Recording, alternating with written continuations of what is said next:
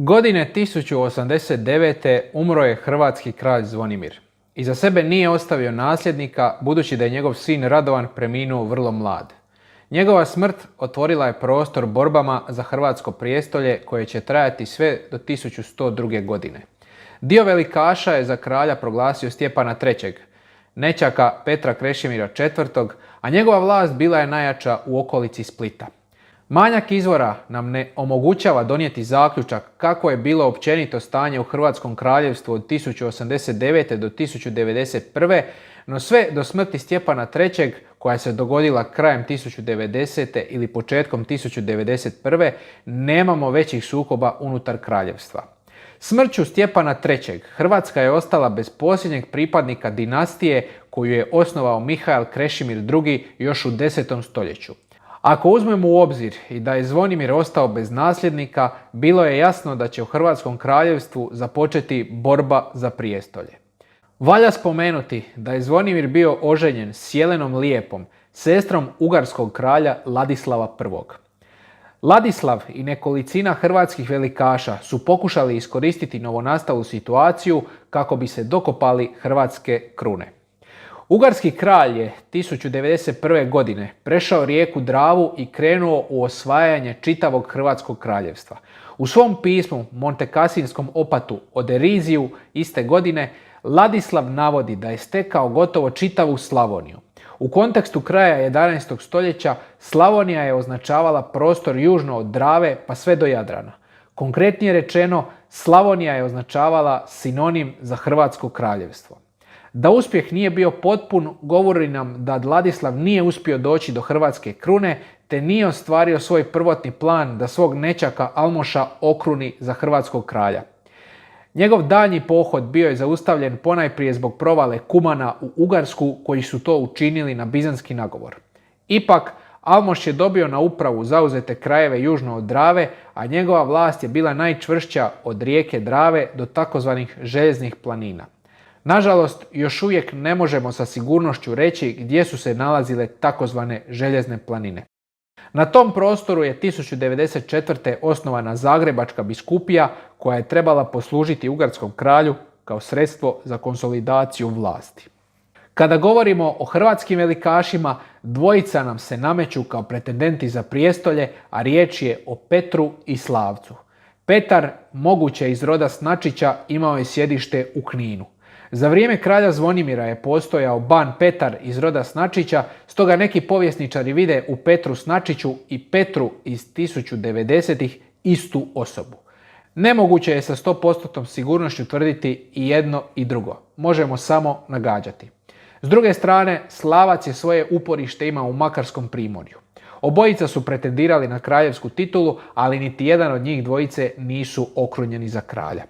Ovakve okolnosti su omogućile primjerice knezu Kosmatu, hrvatskom velikašu sa sjeverozapad države, da se u nedostatku središnje vlasti osamostali. Ali on nije imao ambicija da postane hrvatski kralj. O tome nam svjedoči Bašćanska ploča, gdje opat Dobrovit navodi da je zidao crkvu Svete Lucije u doba kneza Kosmata koji je vladao cijelom krajinom. Inače, samo mala digresija, krajina je u srednjovjekovlju označavala granično područje gdje su se najčešće odvijali nekakvi sukobi sa susjednim državama, odnosno susjednim zemljama koje su u slučaju Hrvatske najčešće bile neprijateljski nastrojene. Godine 1095. umro je ugarski kralj Ladislav, a naslijedio ga je njegov nećak Koloman, sin njegova brata Gejze I. Godine 1097. Koloman je poslao odred ugarske vojske pod vodstvom Merkurija u Biograd gdje su trebali dočekati normansku princezu Buzilu, kraljevu zarušnicu. Na planini Gvozd se ugarskoj vojsci ispriječio kralj Petar, no u bitci je njegova vojska poražena, a on je u konačnici poginuo.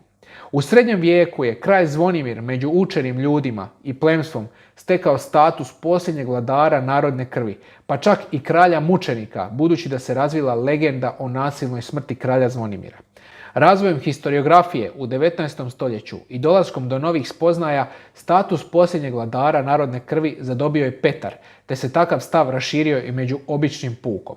Ipak, Petar nikada nije bio kralj u punom smislu te riječi, već je bio jedan od pretendenata na hrvatsko prijestolje. Iste godine kada je poginuo Petar, Venecija dužda Vitala Mikielija dobila je od Bizanta, koji je početkom desetljeća vratio pod svoje okrilje Dalmaciju, na upravu dalmatinske gradove. Osim toga, dužd je svom naslovu pridonio titulu Dux Dalmacije et Croacije, što nam svjedoči da je venecijanski dužd smatrao da može iskoristiti metež u Hrvatskoj da izrazi svoje pretenzije ne samo na dalmatinske gradove, već i na hrvatsko zaleđe. Ugarski kralj Koloman nije uspio kapitalizirati pobjedu na Gvozdu, ponajprije zbog raznih problema unutar vlastite države, poput sukoba s bratom Almošem, rata s Rusima i prolaska križara kroz zemlju. Uz to, Petra su podržavali samo određeni velikaški krugovi, stoga bi se ugarski kralj vjerojatno morao suočiti s novim bitkama po hrvatskom kraljevstvu protiv plemića koji su podržavali možda neke druge pretendente na tron. Na novi pohod Koloman se odlučio 1102. godine, no umjesto rata došlo je do nagodbe s hrvatskim plemstvom. U starijoj historiografiji se smatralo da je Pacta Conventa, za koju se danas historiografija slaže da potječe iz 14. stoljeća, dokument koji je regulirao odnose ugarskog kralja i hrvatskog plemstva. Paktu Conventu treba gledati u kontekstu 14. stoljeća i načina na koje je hrvatsko plemstvo tada pojmilo svoj položaj i položaj hrvatskog kraljevstva u sklopu zemalja krune Svetog Stjepana. Ipak, iako Pacta Conventa nije autentičan dokument iz 1102. godine, okolnosti iz 12. stoljeća jasno nam pokazuju da je do sporazuma između Kolomana i hrvatskog plemstva zaista došlo. Prije svega, sam čin Kolomanove krunidbe u Biogradu nam govori da je hrvatska kruna u fizičkom obliku predana ugarskom kralju, što je gotovo nezamislivo da bi se dogodilo bez prethodnog sporazuma. Uz to, tijekom 12. stoljeća su se kraljevi odvojeno krunili za ugarskog i hrvatskog kralja, a valja spomenuti da je postojao i hrvatski herceg, odnosno Dux Dalmacije et Croacije ili Dux Tocius Sklavonije, koji je bio svojevrsni kraljev namjesnik za hrvatsko kraljevstvo. Hrvatska historiografija, a posljedično i politička i intelektualna elita, je pod dojmom položaja Hrvatske u predmodernom i modernom razdoblju prikazivala 1102. godinu kao sudbonosnu godinu kada je Hrvatska izgubila svoju samostalnost i svoje kraljevstvo. Ogledni primjer možete tražiti možda i u 90. godinama kada je prvi hrvatski predsjednik Franjo Tuđman znao govoriti da je on zajedno sa svojom strankom uskrsnuo Hrvatsku nakon 1000 godina sna i slično, ali to u stvarnosti nije bilo tako. Hrvati su nastavili svoj razvitak i u okolnostima personalne unije Hrvatskog i Ugarskog kraljevstva, te su bili aktivni čimbenici u novonastalim okolnostima, razvijali svoje institucije i slično, ali o tome nekom drugom prilikom. Promjene koje su dovele do teškog položaja Hrvatske u vremenu 19. i 20. stoljeća započele su tek dolaskom Habsburgovaca na hrvatsko prijestolje.